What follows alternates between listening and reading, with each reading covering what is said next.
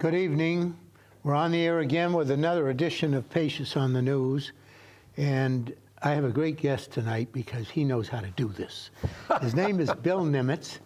Everybody in Maine knows Bill Nemitz, a great columnist for the newspapers, and he would make some people angry from time to time. Bill, did you hear from those people that you made angry? Oh, very often. Yeah. Haven't lately, though. Monday was the first anniversary of my retirement. Oh, it was? It was, and I woke up that morning and said, wait a minute. Yeah. This isn't how retirement's supposed to go, but here I am. Anyway, he became an institution in Maine. I first met Bill. Did you start as a sports writer? No, I started as a cub reporter for the Morning Sentinel in Waterville. Actually, if you go back to my very first days when I was in college, I did a sports writing internship. So I guess, yes, I did. Did you go to BC? No, I went to UMass Amherst. Yeah. And prior to that, a Catholic high school, Severian Brothers High School. Severian Brothers. Where's that, in Needham? Westwood, Massachusetts. Westwood. I grew up in Needham, but it was two towns over. Yeah. No, I remember. I actually met you. I ran. You were here in 1980. You were in Waterville in 1980. I was at the Augusta Civic Center, 1980, when you were running for Congress. And no, when I was the chairman of the Democratic Party. Oh, I thought you and were then running. I ran for Congress that year. Yes, that's right. But Bill, you're one of the few people that know that for that 1 year, 1980, Maine was first in the country in terms of its caucuses, ahead of Iowa, and all the candidates came. Jimmy Carter was the incumbent. He couldn't come, but he was on the phone. Jody Powell was there. Jody Powell was there. Jerry Brown was there. Teddy Kennedy was there. And those guys spent at least 2 weeks in Maine. That's right. And I remember that the night, probably the night of the caucuses, I remember. That's probably when you and I first met. Yeah. And there you were with Jody Powell and Jerry Brown. And I said, who's this hotshot Harold Pachios? Yeah. Who is this guy? We were the center of the political world that one day. There you go. Our moment in the sun. And it only happened once. Yeah. So anyway, we're not here to talk about ancient history, and it is ancient. We're here to talk about a column that Bill wrote very recently, and he said it was a call to action to preserve local journalism in Maine. And it was about the establishment of the Maine Journalism Foundation, a nonprofit, as he described it, determined to sustain and nurture Maine's reputation as a bastion for independent local news. And you are the president of the Maine Journalism Foundation.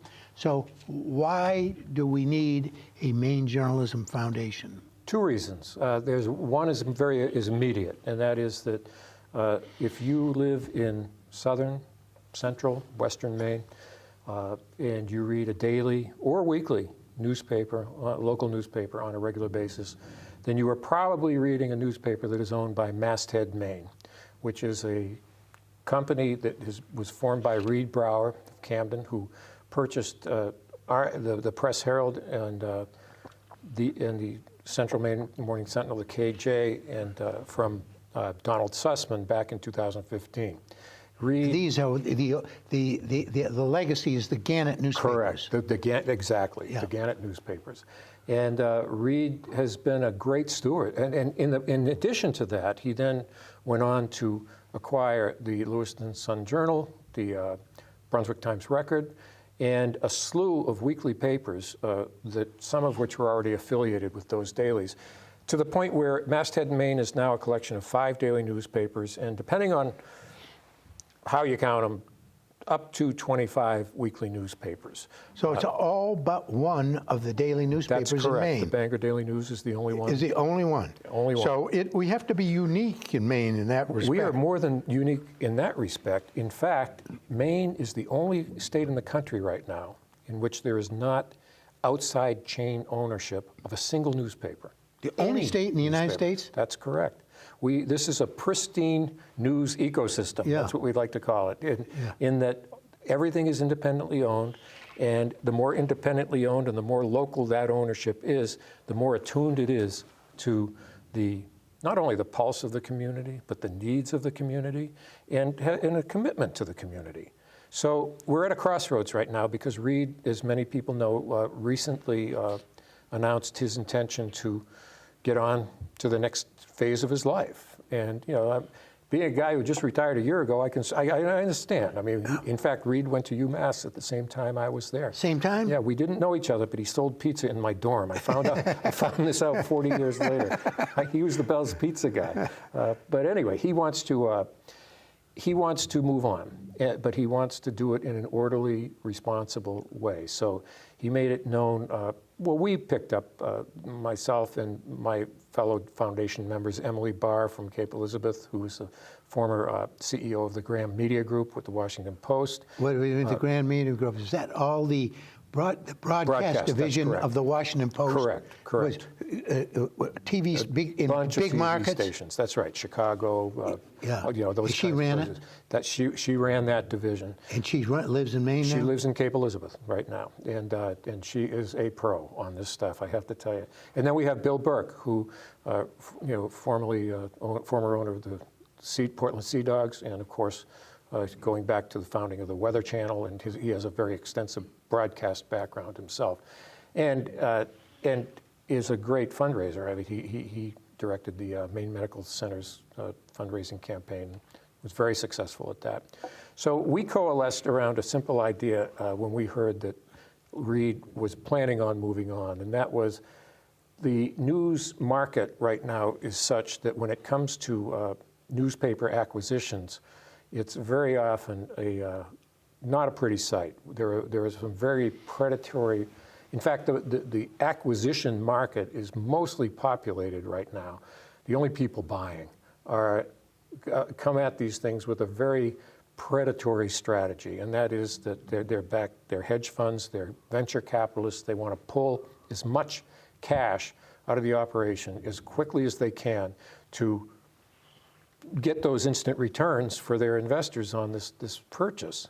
What that means typically in a lot of markets is the first thing they do is sell all the real estate. If there's a building, if there's a press, whatever it might be, they sell it and lease back.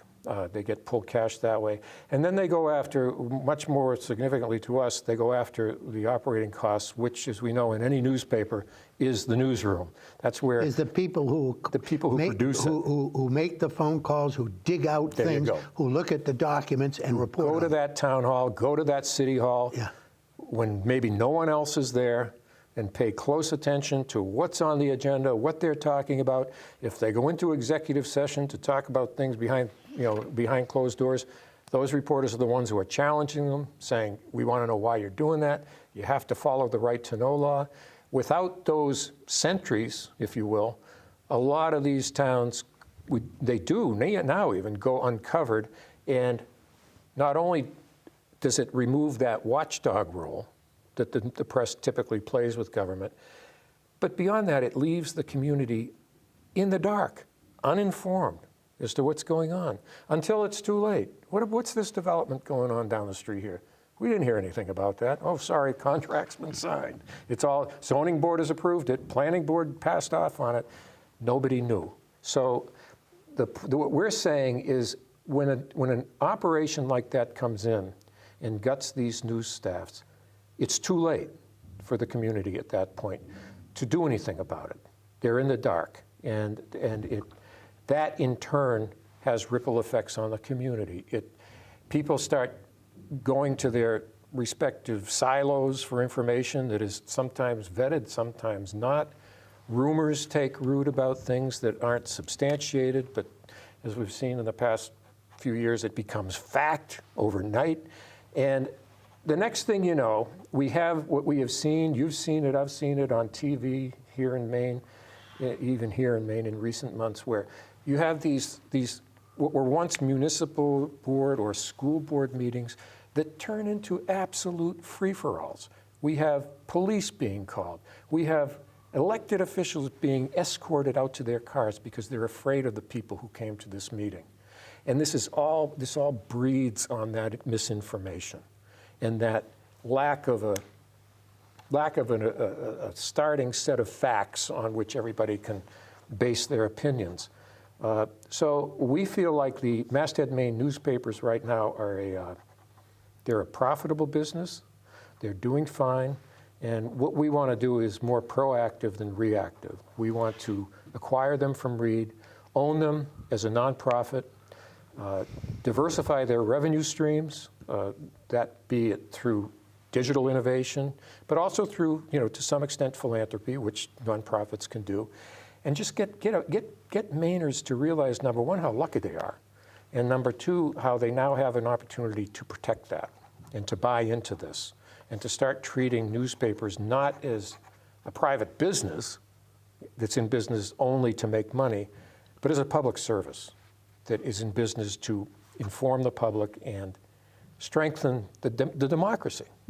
We take all this for granted, don't we? We sure do. We sure do. You said something interesting, and I made a note about it. Starting with the same base of facts. One thing about having your own newspaper in town that's local, that covers the local news, that the discussions on the street are what we're all reading in the same newspaper. There you go. We read something in your column, or we read something in the Press Herald, and then we say to one another on the street or in the grocery store, did you see, did you read about this? And we're talking about the same thing. Right. When these predators come in and squeeze it dry and leave a skeleton, we're not talking about the same thing. You're talking about what you read on your Facebook page versus what they read on theirs or Twitter, whatever, and those aren't the same things.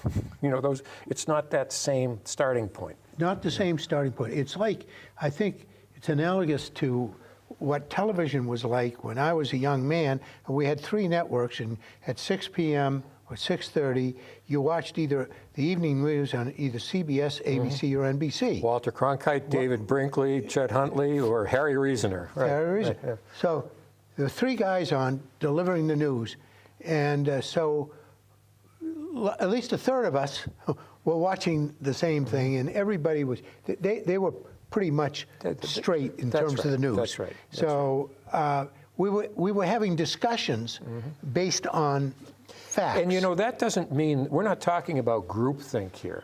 What I'm saying, and I was an opinion guy for much of certainly the latter half of my journalism career. So I understand the whole, opinion side of the media. But what it did was, as people formulate their own opinions, they're rooted in the same set of facts. And so as a result, you get a much healthier debate because everybody's using the same. And then they have points. different opinions on that group of, on those facts. Exactly. I mean, you have people who start out, for example, with the premise, without any proof, evidence, anything, that the last presidential election was stolen, and that's their starting point. It's very difficult for somebody who rightfully believes that not to be true to embark on an intelligent discussion of the facts with those people. So that's just one example of the kind of breakdown, the kind of tearing at the community fabric that takes place when people start operating with what they think are different facts or different truth. I'm a lawyer, and in a way, I'm in the same business that you journalists are in, for the most part, and that is evidence. That's right. Lawyers' stock in trade is getting evidence, finding evidence, digging it out, cross-examining people, asking a lot of questions. And our whole system of justice depends on evidence. That's right. And if evidence is impure and a joke, we have no system of Corrupts justice. that system. It's gone. We're at each other's throats, and there is no system in which we can get along. So it's the same thing with reporters. It is. It is. People think that, you don't realize, and over the years, I've always been struck by how many times something that is so rudimentary to me, which is the news gathering, writing, editing, and production, all the things that go into the news product.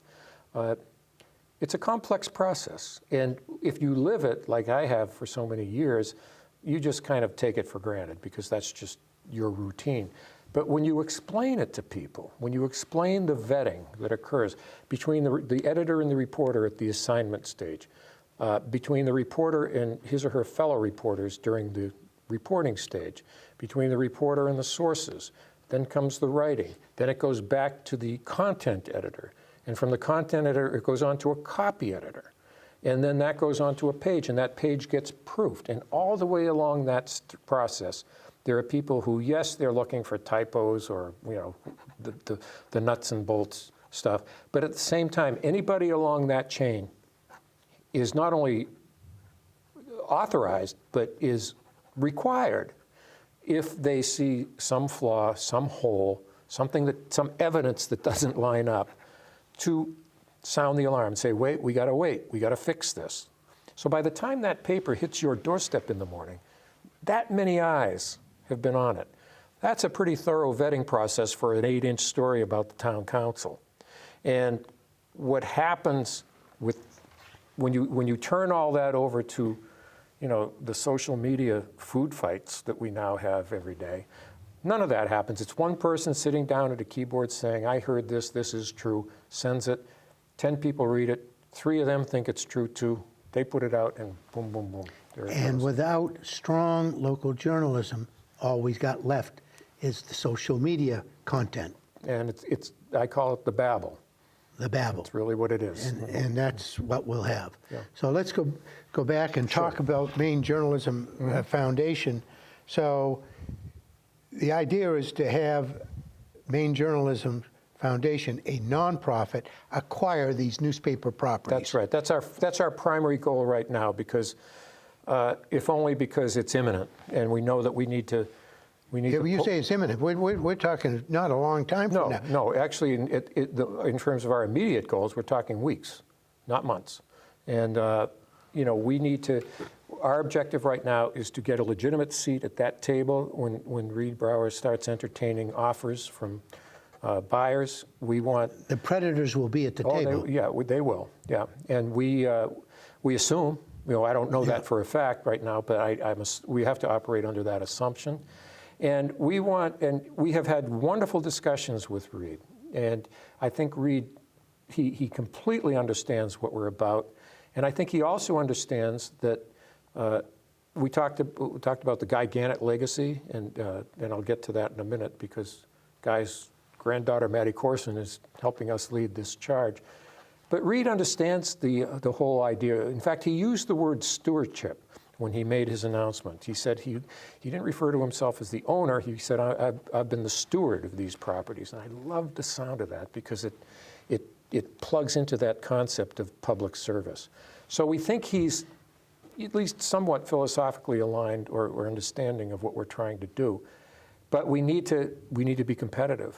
And, you know, we need to... Financially, in other words. Correct. Yeah, you got to have some money to put across the table. So our goal, I'll sketch it out for you. Our overall goal is to raise $15 million. And that money would be used for 2 purposes. One is the acquisition. And if we're successful in reaching that amount, there would be a working amount left over that would be used in 2 ways. One is to look at the places in the dailies and these weeklies that could use some shoring up, particularly in the digital realm. We really need to be out in front on that, which in itself opens up new various revenue streams for the whole operation. That's not to say we're getting rid of the newspaper. Maine demographically skews older, and we are well aware of how many older, loyal readers we have who want that newsprint in the morning, and we respect that completely. So part of it's acquisition, part of it is what I call walking around money, you know, once we're in that position of ownership. But there's You're walking around money, you mean money to ensure quality journalism outside of the newspaper. Exactly, and that's the next step, is we see ourselves as a statewide organization, and there are some nonprofit news organizations here in Maine right now. The Maine Monitor is a big one up in Augusta, and they have done And they do investigative work. journalism too, They right? do a ton of it. That's really what they do. And in-depth stuff. They've got a great stable of young reporters who, and I look. It reminds me of the old State House press corps when I was, doing that kind of thing myself, and it warms my heart to see these young journalists doing what they do. We have some local little papers. Harpswell Anchor is a tiny town of Harpswell that they lost their paper. They were in a news desert, meaning they had nothing. And a group of people in the town got together, and through their hard work and donations, they now have a almost 2-year-old weekly newspaper that is operating well in the black. They hired a full-time editor. They're about to hire a full-time reporter. So you can see in microcosm, people want their news, and they're willing to step forward and pay for it, and support it. So in addition to the acquisition, our goal is to support that kind of journalism throughout the state. And that can be through grants, targeted grants to news organizations. It could be toward funding beat reporters, if you will, in areas that need more coverage, like climate change, social equity, education, particularly when it comes to civics. I will stress, I think we've fallen way short in educating our young people about just how the system works, let alone how to get involved in it.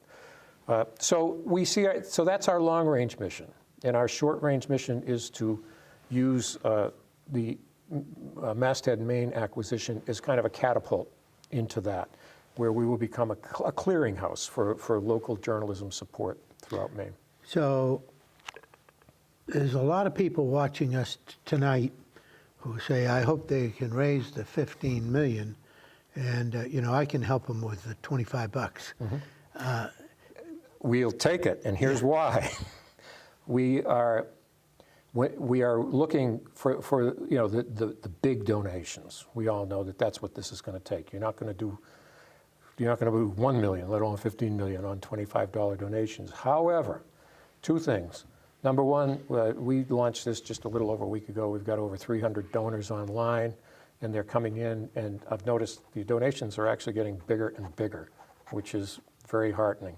But it's the numbers that are important too. We're going to be reaching out. We have already begun reaching out. I'm going to be having a Zoom call tomorrow with a major journalism foundation nationally, just to kind of start laying the groundwork for what we're doing. That's a process, so we don't expect it to happen real quick. But the first question they ask every time is, what do you have for local support? They are not interested in investing in news markets where people don't give a hoot. If the locals aren't stepping up, these people... Why should they? Yeah. And so what I'm saying to you folks out there who want to help us but feel like, I can only do a little is a lot. Not only in terms of dollars, but in terms of numbers of people who not only care, and there's a big difference between people who care and people who care enough to pull out their wallet and whatever it is. How would somebody get their address or what? Just type in on the computer, Maine Journalism Foundation? No, actually, just go to our website. It's mainejournalism.org. mainejournalism.org. And that will tell you a little bit more about us. It'll give you some bios on myself, Emily, and Bill, and it will have that donate button, which will take you to a fundraising website where you can click on and give whatever you feel you can. So this, we're not unique. I mean, this has happened all across the country, and there are news deserts all over the United States, and it's a serious problem. It is. And you're trying to prevent this. Exactly. I see it as it's a binary choice when a news market is threatened. You can go one way, which is the nonprofit route, which has taken root in places like Baltimore, Philadelphia, Chicago, Salt Lake City, Texas, California, New Jersey. I could go on, and these are all very specific examples. These are areas where people said the only way to save and preserve local journalism is a nonprofit. Correct, and they're doing well. So this is this is a phenomenon. I'd love to say I invented this idea, Harold, but I didn't. You know, But it came to me. but it's a phenomenon. It is. And we're confronted with this nationally. It is, no question about it. What's interesting about Maine is if we are successful, I know, much like the outside chain ownership, I know of no journalism foundation in existence right now which would have the statewide scope that we would. So in terms of our breadth, I think we would immediately stand out nationally as a model for, you know, this can go beyond your hometown. This doesn't have to be Portland. This doesn't have to be Lewiston or Waterville or Augusta or Rumford or wherever. This can be, you know, we talk about Maine being one big small town, one community. This would be the best illustration of that I could imagine if people all over Maine got together and said, we may not agree on everything, but we can all agree on one thing. We value our local news, and we are willing collectively to come forward and make that statement by supporting it financially.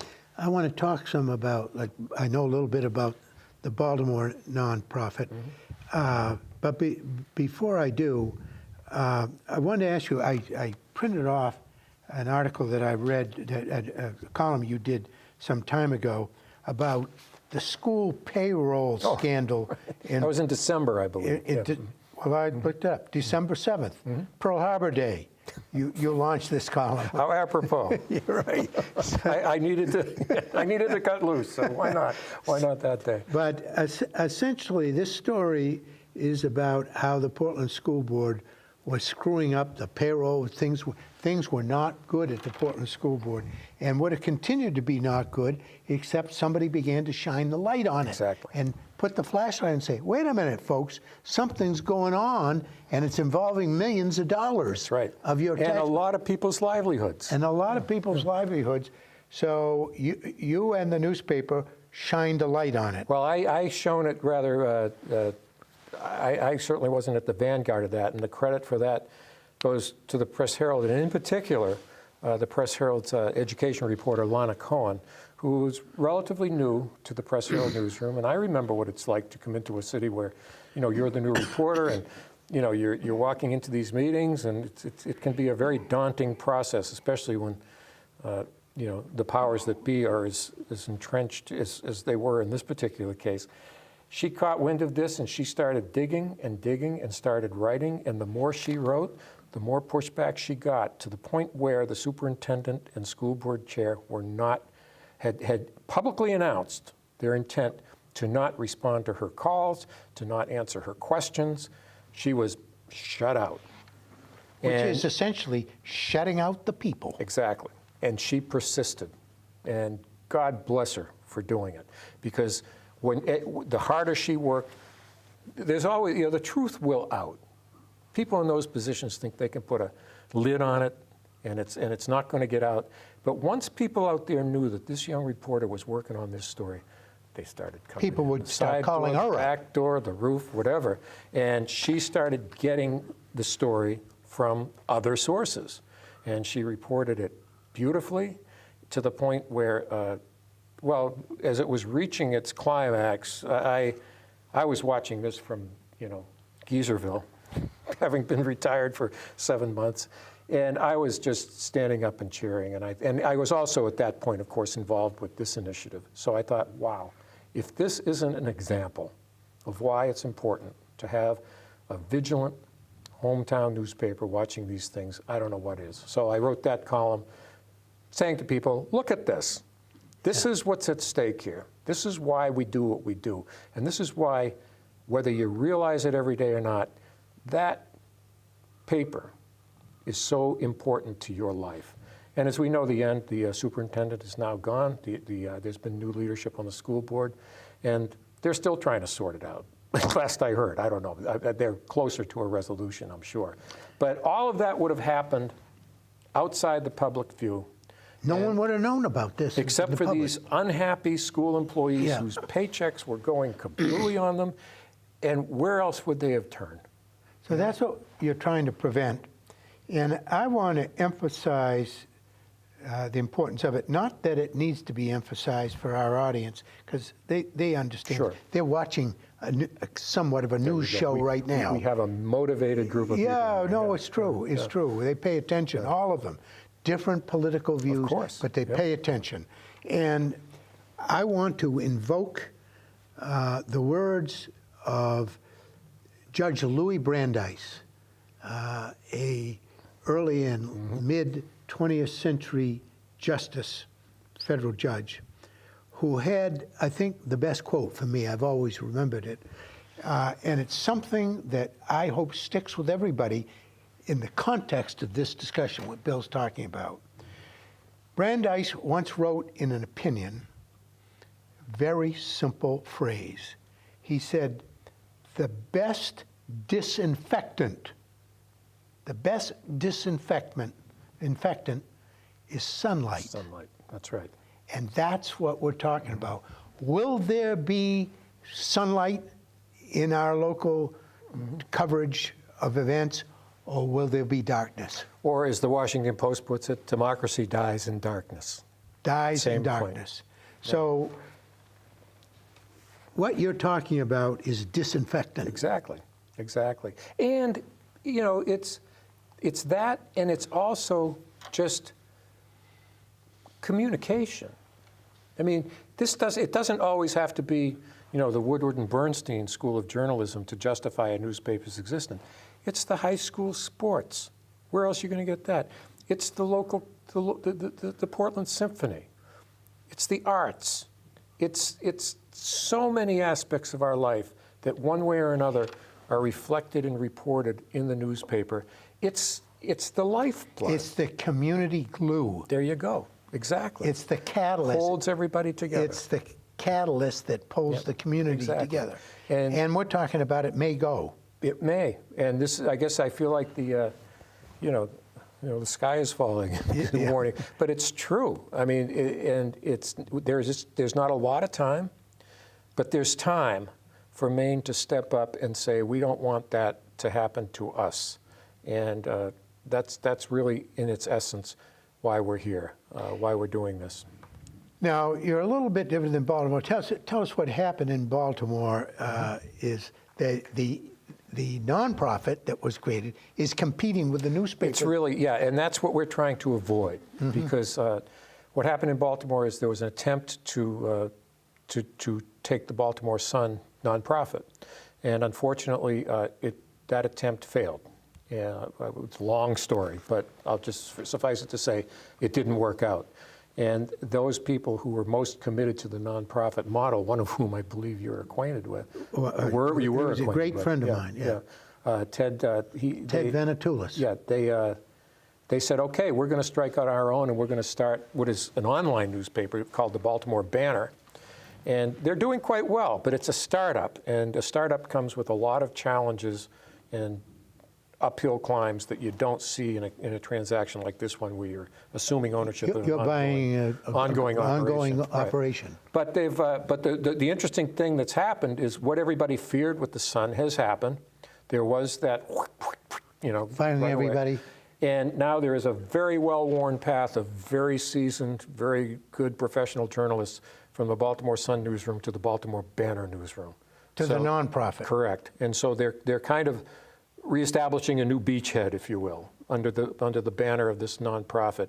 And I think in view of that and in view of the support they have from the community, I think they're going to do pretty well. I really do. Ted Venetoulis, is the owner of the new startup newspaper is the Venetoulis Institute, a nonprofit. Ted Venetoulis, I knew back in the 60s in Washington. You knew everybody. Well, I knew him because Washington. Washington was kind of a small town then. Yeah. And Venetoulis was the chief aide to a congressman from Maryland. He had a Greek name, I had a Greek name. There you go. Oh, we became great friends. I'll also tell you this is kind of interesting. He grew up in Baltimore, son of Greek immigrants. And his best friend was the mayor's son, D'Alessandro, Tommy D'Alessandro. Tommy D'Alessandro's daughter is Nancy Pelosi. So when Nancy There you go. Pelosi was a high school student at a Catholic high school in Baltimore, this guy was dating her. Oh, boy. This guy was dating her. So I thought things like that only happen in Maine. yeah, and of course they've remained great lifelong friends. Yep.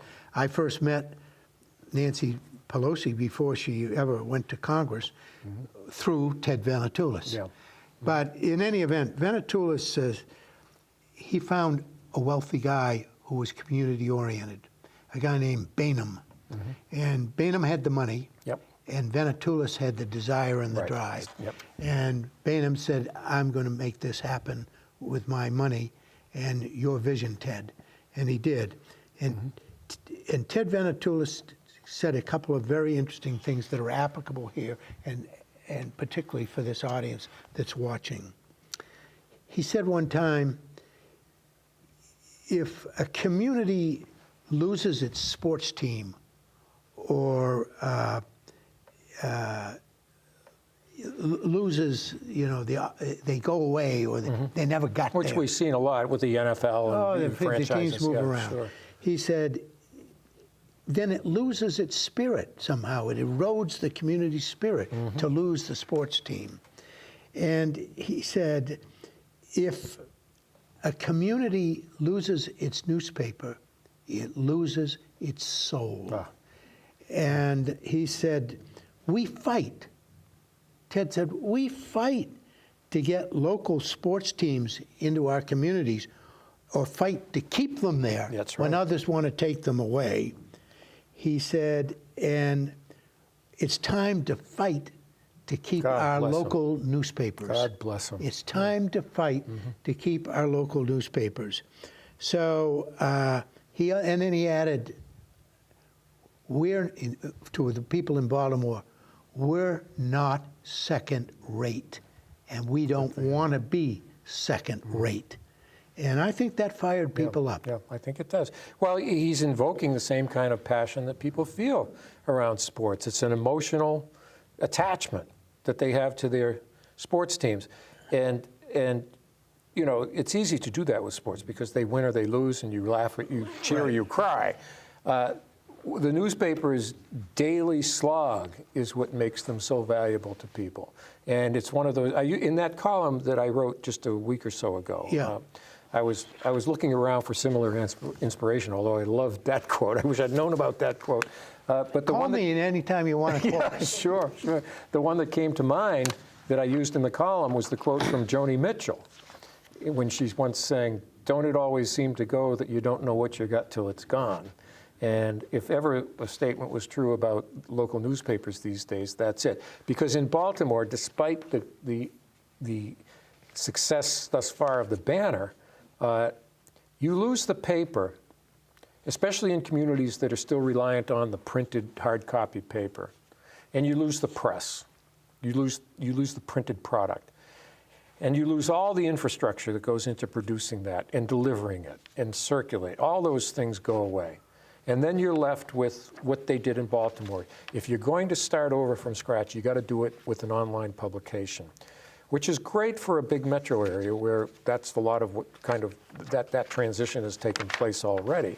But in some of these smaller towns where your routine is not to go home and fire up your laptop to see what the school lunch menu is next week, what you're doing is you're walking out of the local mom and pop store and you're grabbing that newspaper, the free usually newspaper off the rack, and flipping through it when you get home, and yeah, there's the school lunch menu, but here's the town council meeting, and here's the letter to the editor from your neighbor down the street, and oh, what did he have to say? And you have this kind of visceral experience, which I think what Ted was getting at. It's how you relate, how you communicate to the rest of your community. You take that away, it's not only difficult, I think in some cases it's just about impossible to recreate it in this day and age. So, for those people who value that micro local, or even in Portland, just a general regional local paper, like Joni said, you won't know what you had until one day you wake up and it's gone. Joni Mitchell. Most people here are too young to know who Joni Mitchell was. I know. I just read today. Look up Big Yellow Taxi. That's the name of the song. Well, I just read an obituary about Gordon Lightfoot today. Oh, broke my heart. Broke your heart. Yeah. Yeah. And it said, of course, Gordon Lightfoot was, we're a little off the subject here. Gordon Lightfoot was a Canadian. He was. And so was Joni Mitchell. Exactly. Yep. Well, you knew that. Saskatchewan. That's right. She grew up in This guy, Saskatchewan. he knew it. There you go. So, Yep. so 15 million, a lot of money. It's up to us Yep. to find it. It is. Each and every one of us. And if any of us know any very wealthy people who have community spirit That's right. and who are civic-minded, this is for them. And if any of you wealthy people are out there listening right now, we want to talk to you. Come to mainejournalism.org. You'll find contact information for myself, my fellow board members, and we are engaged in those kinds of conversations right now. I'm heartened to see that in the week or two since we finally went public ourselves, what previously had been outreach on our part, looking for, I equated it to looking for Bigfoot. You know he's out there. You just have to find him. And so we were engaged in that process. And I have noticed a subtle but noticeable pendulum shift since, where the outreach is now starting to come our way. And we're starting to, people are coming to us instead of us going to them. So I know it's a tight timeline. We need to raise, short term, we really need to raise about $3 to $5 million in very short order. And I'm not saying cash in hand. Pledges are fine. We are in the process right now of getting our 501c3 tax exempt status. In the meantime, we're accepting donations through what's called a fiscal sponsor. It's another organization. In this case, the local media association out in Michigan is serving as our fiscal sponsor, meaning we can accept tax-deductible donations through them. But for the bigger fundraising effort, we really need to have our own fundraising apparatus. We're setting that up right now. So what we're really asking for when it comes to the people who have the capacity to help us in a big way is talk with us, let us explain in greater detail what we're doing. Out of that, if you feel it in your soul, like Ted did, all we ask is that you pledge an amount to us. We will compile those pledges when we sit down with Reed Brower in the not-too-distant future. Those compiled pledges, I think, will be enough to demonstrate to him that we are going to do this, we're for real, and if we embark then on a multi-month campaign, maybe through much of the rest of this year, based on the response we're getting right now, we think Maine can once again lead the nation, when it comes to demonstrating to people how important a component of our community's local news is. Now, some of the people watching this program are among the many consumers of newspapers in the United States who read a newspaper and say they're biased. Mm-hmm. They're biased, and I don't like it because they don't reflect my views. And often I hear people say I won't read the Wall Street Journal because it's a Republican newspaper and it's to the right, or I won't read the New York Times because it's a Democratic newspaper and it's to the left. And if you read the opinion pages, there is a point of view, and there's some accuracy to that. But if you read the news portions of those newspapers, which is most of the paper, they're just reporting facts. Right. Both of them. Right. The Wall Street Journal is very good reporting, excellent reporting. The New York Times, excellent reporting, and a lot of news that's important.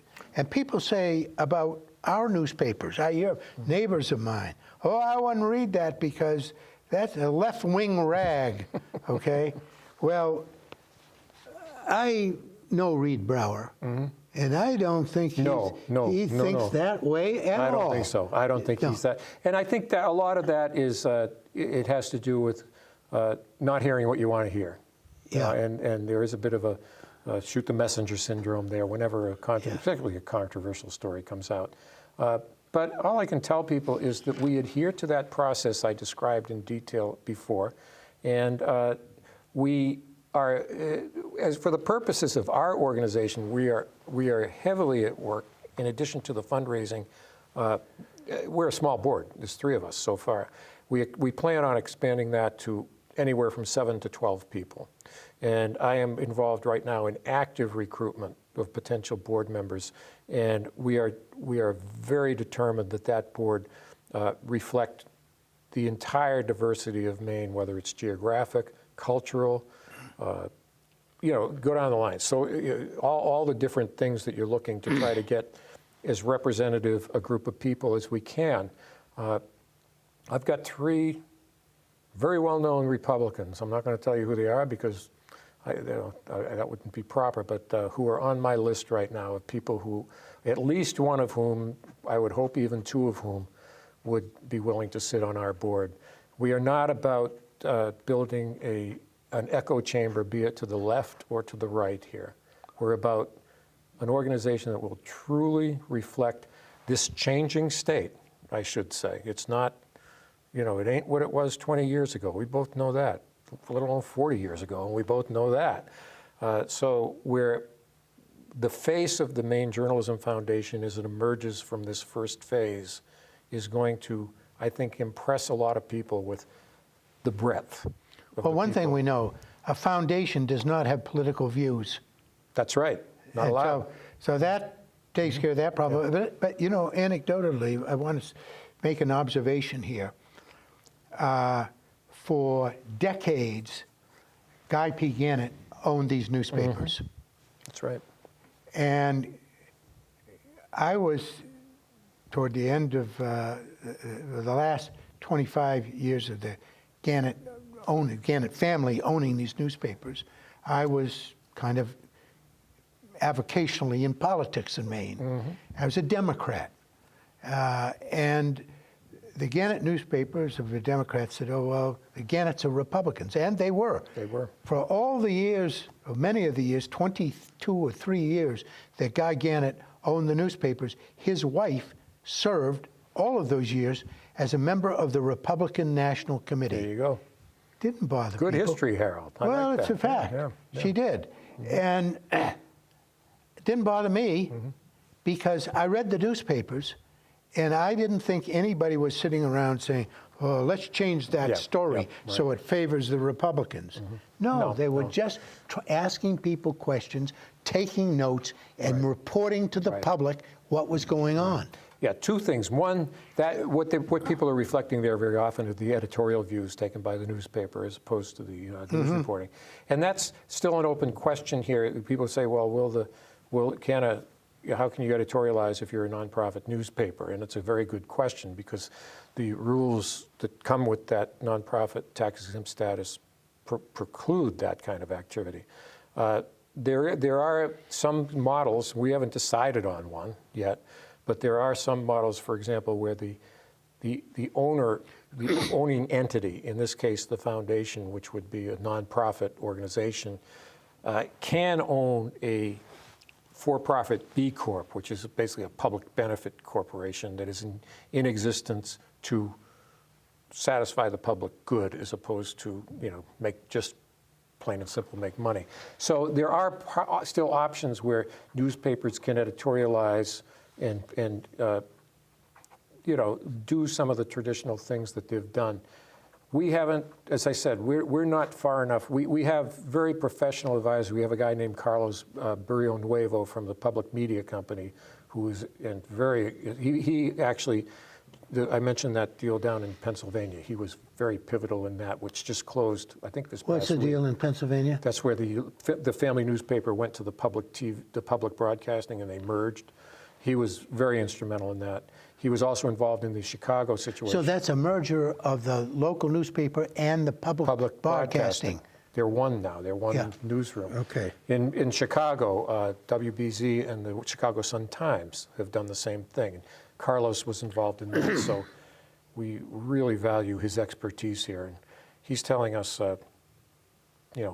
get in the door, and then we'll talk about organization, because there are many options, and a lot of them depend on what's best for this market. Well, there are huge number of options. First of all, there's no requirement that if the nonprofit owns the newspapers, that they have to take an editorial stance on anything. That's right. That's true. And in fact, you could invite people with different points of view to each 3 days a week. Debate it. or Debate whatever. it. Yeah.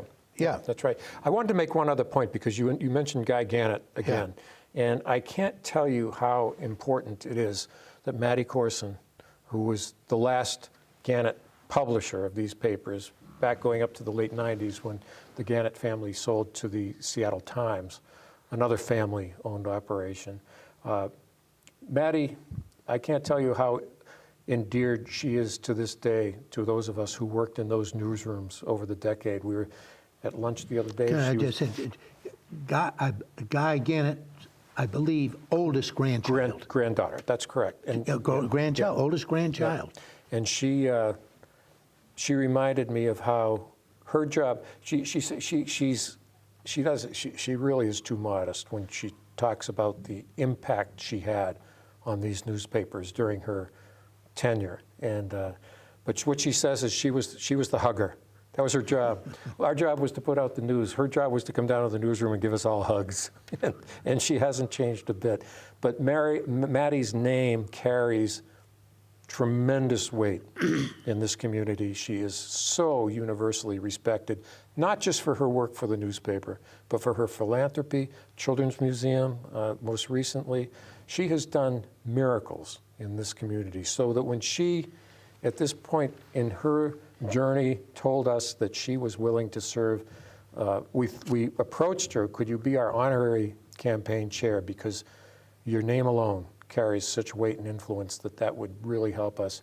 She immediately said she would, and a little while into that now, I'm going to try to strip her of that honorary title, because I am on the phone with her 3 times a day right now, and she is working the phone. She's doing all those things that she's so good at, and I just can't tell you how much that means to us, how important it is, and how it brings this full circle. You know, it ties us into that rich newspaper legacy that we have in Maine, and to have it spearheaded by somebody like Matty is just perfect. Yeah, I agree with you.